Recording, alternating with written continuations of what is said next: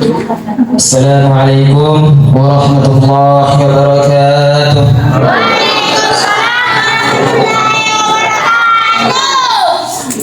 Alhamdulillah, alhamdulillah rabbil alamin.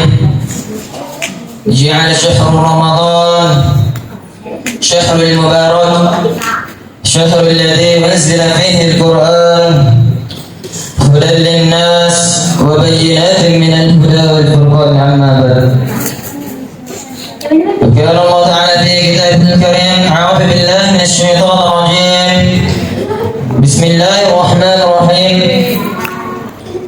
رب اشرح لي صدري ويسر لي أمري واحلل عقدة من لساني يفقه قولي. Alhamdulillah, itulah ucapan yang pantas kita ucapkan, bentuk rasa syukur kita kepada Allah Subhanahu wa Ta'ala yang tak henti-hentinya memberikan kepada kita begitu banyak kenikmatan, yang diantaranya nikmat kesehatan, nikmat kesempatan, dan terlebih-lebih lagi yang namanya nikmat iman dan Islam. Salawat berbingkaikan salam semoga tetap tercurahkan kepada baginda Rasulullah sallallahu alaihi wasallam. Allahumma shalli alaihi. Alhamdulillah, kita masih dipertemukan di malam bulan Ramadan, masih dipertemukan dengan bulan Ramadan. Kita selaku umat Rasulullah sallallahu alaihi wasallam terjerumus kepada hadis Rasulullah sallallahu alaihi wasallam, sebagaimana sabda Rasulullah sallallahu alaihi wasallam, ni'matani ma'budun fihima katsiran minan nas, as-sihhat wal faragh. Jadi ada dua kenikmatan yang sering manusia lupa terhadap nikmat tersebut. Manusia lalai terhadap nikmat tersebut. Yang pertama, as-sihhat ataupun kesehatan. Banyak saudara dan saudari kita di luar sana yang mungkin tidak diberikan kesehatan oleh Allah. Banyak saudara-saudari kita di luar sana yang diberikan kesempatan oleh Allah, akan tetapi Allah mencabut yang satu nikmat tersebut, yaitu nikmat kesehatannya. Dan yang kedua, al-faragh, yaitu kesempatan. Alhamdulillah, kita masih diberikan kesempatan oleh Allah. Kita masih bisa melaksanakan yang namanya ibadah yang diperintahkan oleh Allah Subhanahu wa Ta'ala. Masih bisa melangkahkan kaki kita dari rumah kita menuju masjid ini guna melaksanakan ibadah kepada Allah Subhanahu wa Ta'ala. Maka dari itu, adapun suatu judul yang akan saya bawakan dengan judul peristiwa salat tarawih. Ketika Rasulullah Allah Subhanahu wa Ta'ala memerintahkan Rasulullah sallallahu alaihi wasallam untuk melaksanakan yang namanya puasa di siang hari pada bulan Ramadan, dan Rasulullah sallallahu alaihi wasallam pada malam harinya berangkat ke masjid guna melaksanakan qiyamul lail ataupun salat malam. Maka malam selanjutnya Rasulullah kembali melaksanakan salat tersebut. Akan tetapi pengikut Rasulullah sallallahu alaihi wasallam ataupun jemaah Rasulullah sallallahu alaihi wasallam semakin malam semakin banyak.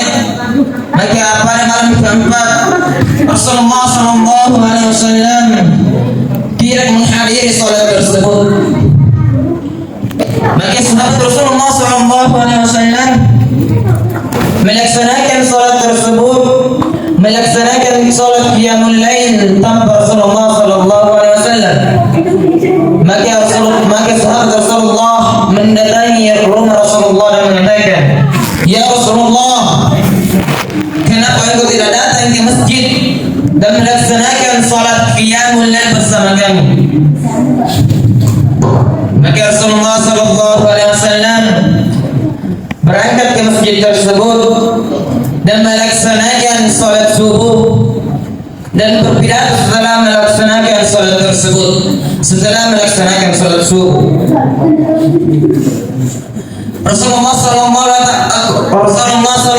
alaihi wasallam menyampaikan bahwasanya aku bukan tidak mengetahui keberadaan kalian, akan tetapi aku tidak menghadiri bersama kalian melaksanakan salat tersebut karena Rasulullah sallallahu alaihi wasallam khawatir kepada kita, khawatir kepada umat Rasulullah sallallahu alaihi wasallam, karena suatu ibadah yang disenangi oleh manusia maka akan diwajibkan oleh Allah Subhanahu wa taala, yang dimana salat tarawih ini merupakan salah satu ibadah sunnah yang diperintahkan kepada kita. Rasulullah SAW khawatir semakin banyak yang melaksanakan salat tersebut maka Allah akan mewajibkan salat tersebut. Maka Rasulullah SAW khawatir kepada kita semua. Singkat kisah, ketika zaman pemerintahan Umar bin Khattab, ketika Umar bin Khattab melihat jamaah, melihat kaum muslimin pada waktu itu yang melaksanakan qiyamul lail, melaksanakan salat tarawih ataupun melaksanakan salat malam, ia mengatakan kepada umat muslim pada waktu itu, mari kita melaksanakan salat qiyamul lail ini secara berjamaah dan insyaallah dipimpin oleh Ubay bin Ka'ab. Maka umat muslim melaksanakan salat tarawih dengan dipimpin oleh Ubay bin Ka'ab.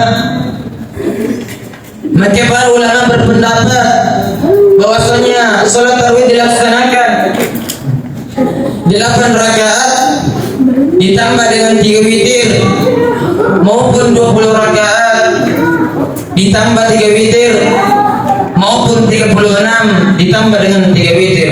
Insyaallah semoga hal tersebut diterima oleh Allah Subhanahu wa taala asalkan kita melaksanakan ikhlas karena Allah Subhanahu wa taala. Mungkin cukup sekian yang dapat saya sampaikan.